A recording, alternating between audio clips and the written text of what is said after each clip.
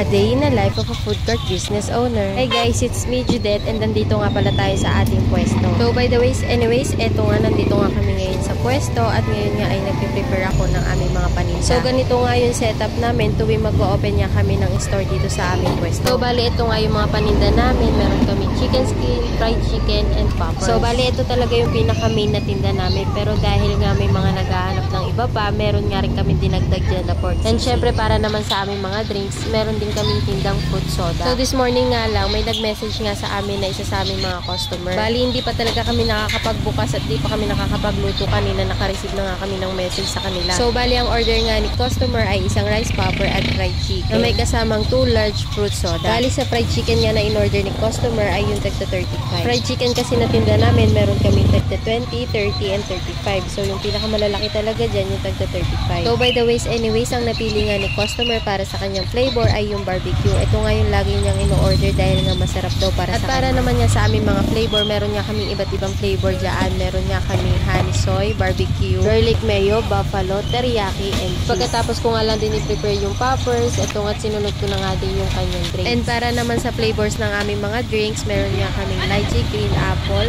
strawberry, and blueberry. So ang napili nga ni customer ay yung lychee and blueberry. So habang nag-prepare nga din ako, meron na nga din bumibili dyan. So pagkatapos ko nga lang din mag-prepare, nag-deliver na nga rin ako. So yun lang muna. Salamat sa panonood.